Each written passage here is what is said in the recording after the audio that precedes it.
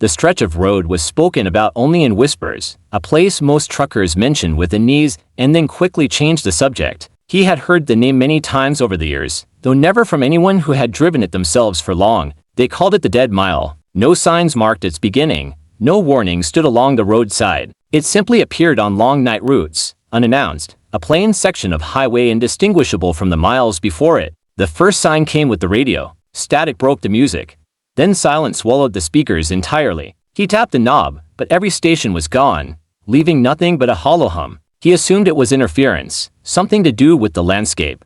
Until the second sign arrived. The engine's growl fell into silence, though the truck still moved beneath him. The vibrations in the steering wheel, the steady thrum of tires rolling over asphalt, all faded into nothing. His machine carried him forward noiselessly, as though it glided over a surface not meant to be driven. He opened his mouth to breathe, and his chest tightened. The air still entered his lungs, but even that motion made no sound. His heartbeat pounded violently, yet the world refused to give it voice. He tried to swallow, tried to cough, tried to clear the ache rising in his throat, and all of it enfolded in unbearable silence. It was as if sound had been stripped from him, stolen the moment he crossed some invisible line. The mile stretched on longer than it should have. The markers at the roadside did not move as quickly as they should. He passed one, then drove for what felt like 10 minutes before seeing the next, though his speed never faltered. He gripped the wheel harder and glanced into the mirror. The taillights behind him burned red for a moment, then vanished as if swallowed whole. He was alone, sealed within a silence so heavy it pressed against his skull. He focused on the road ahead,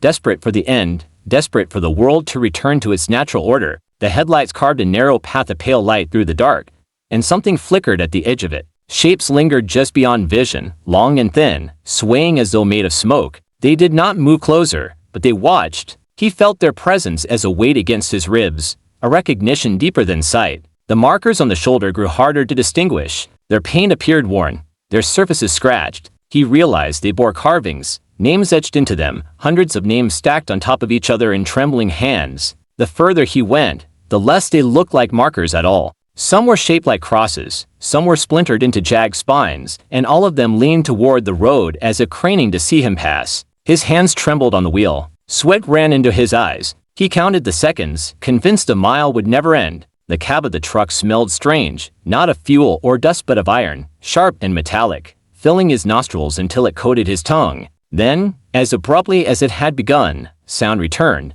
The tires hummed again. The engine roared back to life. The rush of air rattled through the cab. He gasped when his own breath scraped loud in his throat, the relief almost painful. His radio flared back to life with music so loud it made him jump. In the mirror, the Dead Mile stretched behind him, ordinary and unbroken, no different from the road before it. He drove faster than he ever had in his life, and willing to risk another glance. Later, when he stopped to rest, he told himself it must have been exhaustion, a trick of the mind, a story grown real through suggestion. But when he returned to his truck at dawn, he noticed something carved into the paint along the side of the trailer. His name, etched deep and crooked, as though written by a trembling hand from the other side of silence.